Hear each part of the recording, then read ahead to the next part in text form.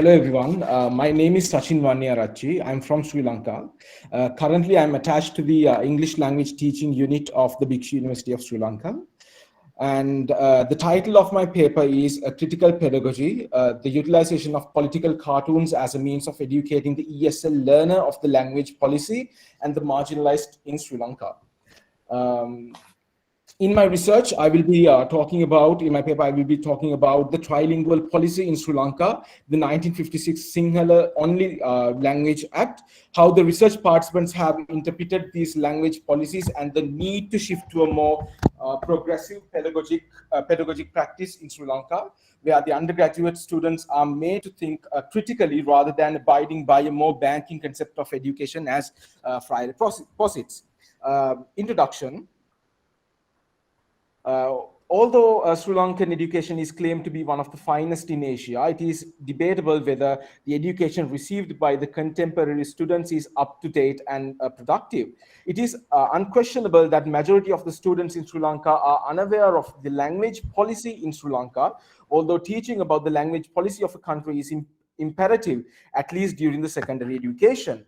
Many tend to believe that Sinhala is the only official language of the country, and Tamil and English, although the authority of English is highly unchallenged due to its global presence, are inferior to Sinhala. The research was kind of conducted at the Bhikshu University of Sri Lanka with the intention of educating the research participants of the language policy. I'm going to talk about the Bhikshu University where the research was conducted. Bhikshu University of Sri Lanka is one of the few universities in Asia dedicated only to Buddhist monks. All the undergraduates of the university are Buddhist monks, and laymen are not admitted to the university as internal undergraduates. The university is situated in Anuradhapura, which is the first kingdom of Sri Lanka. Buddhism in Sri Lanka is decisive in creating Sri Lanka's history, and as a result, Buddhist monks, Buddhist temples, and Buddhism in general is not questioned or unchallenged. The dominant ideology of the country, Sinhala Buddhism, which in many ways is antithetical to Buddhism, has always been crucial in forming Sri Lanka to what it is today. The aforementioned ideology, Sinhala Buddhism, is kind of one of the factors why people tend to abide by the idea that Sinhala, the language of the majority, is the only official language of the country. This has made the Tamils and the Muslims, whose first language is Tamil, marginalized in many local contexts. However, a brief explanation of the current language policy in Sri Lanka and the Language Act of 1956 is essential to understand the issue further. I'm going to talk about the 1956 Sinhala Only Act. Until 1948, the British was in rule in Sri Lanka and the official language of the country was English. But with the independence gained in 1948, the need to change the official language to both Tamil and Sinhala arose. The authority of English didn't change until Sinhala Only Act was kind of promulgated in 1956, and the introduction of the aforementioned act snatched the authority conferred upon English in Sri Lanka. The torch of power was deliberately passed to Sinhala, creating an unnecessary perplexity among the local minorities with the majority. Most of the burghers are the descendants of the Dutch and the British, whose first language is English, began emigrating to Britain and Australia, as Copperhead mentioned. Copperhead also kind of mentions that the act also vexed the Tamil community in the country as they were treated as aliens in their own land. Yet the act was kind of passed in the parliament without even paying attention to the basic right of the Tamil minority, despite their protests. Kanagaraja's supposition is vital in understanding the way in which the act was deliberately passed in the parliament to kind of create a hospitable atmosphere for the dominant. He posits that although this act was passed democratically, with inverted commas, in the Sinhala dominant parliament, the suppression of Tamil protest by police and armed forces demonstrated once against Tamils that language state is built on force. The sarcastic utilization of the word democratically underscores the plight of the Tamils in the country, whose right to education, right to religion, etc. has always been vilified by the dominant for a very considerable period, starting from the Anuradhapura era. And once again, I would like you to remind of the fact that the university where the research was conducted is situated in Anuradhapura. However, it is kind of dubious whether the Sinhala Buddhist dominant is in any way finds this hostility towards the other problematic. Many of the research participants initially didn't find this marginalization an issue worth discussing.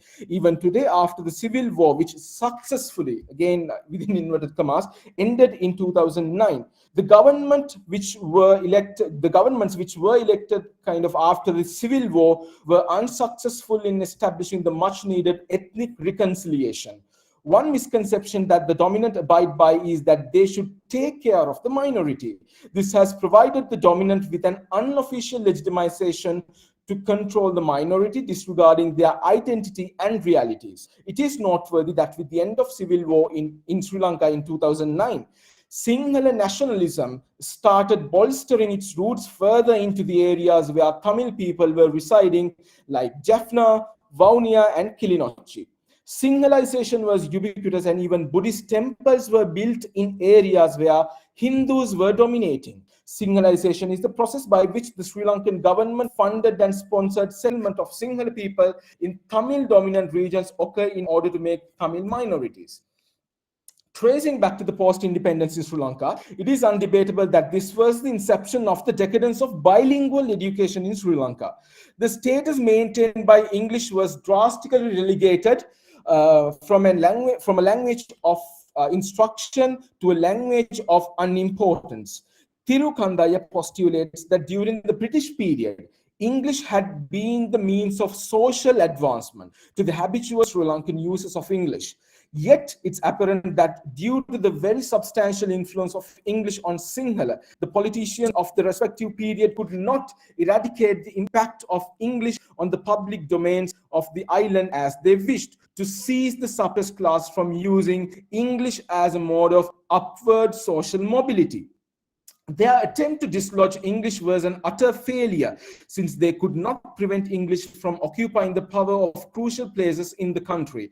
Even though the regime of Bandaranaike was fully primed to kind of accept Sinhala as the only official language of Sri Lanka, many, including the English-educated local elites, could not deviate from their propensity towards the English except Sinhala monolinguals. Even Suresh Kanagaraja says that the English-educated locals elite who took over power were not interested in changing the status of the language from which they themselves profited. One reason for that was the global presence and acceptance of English as an international language by excellence, and at the close of the 20th century, and the first language of millions of people who are neither historically nor culturally related to Britain.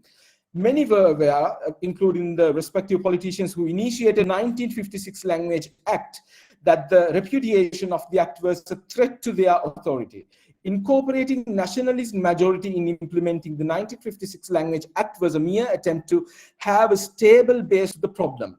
Bandaranaike family is the quintessential example of a manifestation of the privileges possessed by the elites due to being competent users of English. By 1956, the elites to whom English is easily accessible knew that prioritizing English in Sri Lanka brings every citizen of different classes to equal grounds. They knew that keeping English the language of instruction can bring equality and unity to society. It is clear that the act was formed by the elitist politicians in order to protect this authority over the other and not to promote Sinhala as the official language of the country.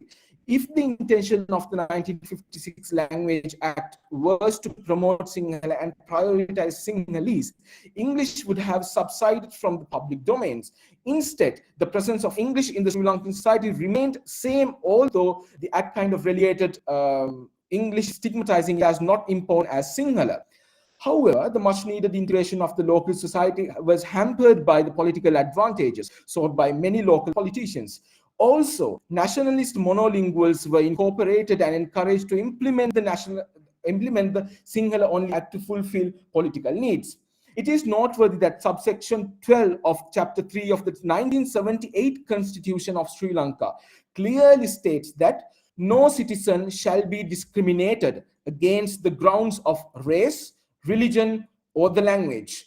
The same constitution took nearly 9 years from 1978 to alter this discrimination experienced by the minorities of the country, whose first language is either English or Tamil. However, the expected duty of English as a linked language is not still defined. No further definition, no clarification of its use and status in relation to Sinhala or Tamil was provided. The negligence is perceptible in states planning.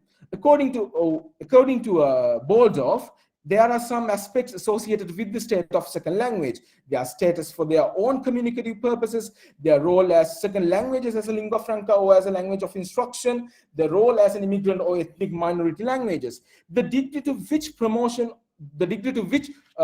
of second language impacts on linguistic or language right. Yet none of these aspects were taken into consideration in the language policy and planning in Sri Lanka. Okay, in the next slide, I'll be talking about the critical pedagogy. What critical pedagogy is and why we need it in Sri Lanka. Critical pedagogy is a teaching approach which attempts to assist students question and challenge domination and the beliefs and practices that dominate. In other words, it is a theory and practice of helping students achieve critical consciousness. Ira Shaw's definition that critical pedagogy is habits of thoughts, reading, writing, and speaking which go beneath surface meaning, first impressions, dominating myths, official pronouncements, traditional cliches, received wisdom, and mere opinions to understand the deep meanings, root causes, social contexts, ideology, and personal consequences of any action, event, object, process, organization, experience, text, subject matter, policy, mass media, or discourse. In this tradition, the teacher works to lead students to question ideologies and practices considered oppressive, including those at school, and encourage liberally corrective and individual responses to the actual conditions of their lives. English language teaching in Sri Lanka has always been problematic. Even now, many find that teaching practices in Sri Lanka are mundane and orthodox. It deliberately avoids the socio-political realities of the Sri Lankan ESL learners while paying attention to inculcating foreign ideologies that the Sri Lankan learner is unfamiliar with. This is ubiquitous in primary, secondary, and even tertiary education. Political cartoons in the ESL classroom were utilized with the intention of empowering the ESL learner and educating them to question the ideologies that are perpetuated by the dominant, since they discriminate the other in a very critical manner. Also, it is noteworthy that most of the ESL textbooks provided by the Ministry of Education do not provide adequate examples to represent the minor ethnicities like the Muslims and the Hindus, and the Burghers, to whom English is in many ways a struggle, and this action is nothing but a means of discriminating the marginalized further into the margins. Political cartoons. One of the reasons of using political cartoons in the ESL classroom is that its aptness to teach the students of low competency. All the research participants who have received their educations through the monastic education show a dearth of knowledge in English. English education at Pirivena education is synonymous with monastic education, show a dearth of knowledge in English. Pirivena education is regarded as one of the highly neglected fields in the country. Many teachers attempt to teach the Buddhist monks Pali, Sanskrit, and Sinhalese, but not English or Tamil, which are as equally important as the other languages. This has kind of resulted in forming a student who is not competent in English or in Tamil. Through the utilization of political cartoons, it's easier for the educator to convey a message to the learner about a particular ideology, which they think is right. Further, the ubiquity of political cartoons in social media and the preference of the students to change the way how English is taught in the ESL classroom were the other factors to select political cartoons in the ESL classroom. Methodology. The research was conducted at the Bhikshi University of Sri Lanka, as I have mentioned before. 25 undergraduates were used in the study. Bhikshi University is, again, as I mentioned before, it's one of the few universities in Asia entirely dedicated to Buddhist monks. And questionnaires were provided among the research participants to understand the ideologies preserved by the research participants on the trilingual policy and the marginalized in Sri Lanka. Hence, the questionnaires focused more on post-war human rights violations directed towards the other in Sri Lanka, religious extremism, and how languages are used to suppress the alterity. It was understood that not many research participants are interested about the realities and the deprivations of the alterity in the first place. The discussions through the amalgamation of political cartoons were conducted for 3 weeks continuously. The discussions were student-centered, meaning that my involvement in the discussions were used only when necessary. It was very limited. For instance, to give information about particular incidents related to the language policy, I kind of mediated. The participants were instructed to write down their understanding of the points discussed in the discussions while paying attention to the different issues related to ethnic minority and the language policy. Many wrote about the previous language policies in Sri Lanka in a very negative perspective, while highlighting the political opportunism that resulted in forming a desperate minority. The research participants were provided with questionnaires after the discussions and write-ups. Further, they were individually interviewed in order to gather information about how they perceived the issue after the discussions. Theoretical underpinnings. Theories of Althusis, Sandagomi Koparaheva, Suresh Kanagaraja, and Arjuna Parakrama were incorporated in the study. Althusis' ideologies on repressive state apparatus and ideological state apparatus were thoroughly incorporated in the study to analyze the results obtained through questionnaires and interviews. It was understood that ESL textbooks distributed among ESL students of monastic education are majorly responsible for inculcating ideologies that are biased towards the dominant. Most of the textbooks did not have any representation of the minority or any page dedicated to the topics such as the language policy of the country, multilingualism, or ethnic harmony. The fact that these textbooks, which are supposed to be regulated by the government in order to meet the educational goals of the country, was thrown into oblivion when designing them. None of the lessons were designed taking into consideration the critical thinking skills. Research findings. It was understood that the utilization of political cartoons in the ESL classroom is productive in educating the students of the language policy in Sri Lanka, rather than going through the rigorous process of teaching the students of the language policy through the acts one by one. The usage of political cartoons is apt and kind of innovative. It was also understood that the students are unaware of the language prior to the discussions, and through the discussions they were educated of the plight of the others. Further, the deliberate attempt of not teaching these topics in primary or secondary education has resulted in hampering ethnic reconciliation in Sri Lanka. Conclusions. The first conclusion is the need to educate the students of the Language Act in Sri Lanka, and also the necessity to educate the students of recognizing Tamil as equally important as Sinhala and English was understood in the research. And finally, encouraging the students to tolerate the others and their identities were also understood in the research. These are my references. Thank you. Sachin, I think I have just one observation to make regarding the presentation. You have made a case for your study, actually, the research questions that you had in your mind, which is really beautiful and worthy of looking at. Especially when we talk about language politics, creation of national identity, and when you talk about the Sri Lankan context, it's pretty political and narrative. So considering that, I thought that you would be discussing more on the cartoons, actually, like presenting the cartoons that you used in the classroom to raise their awareness of your objectives.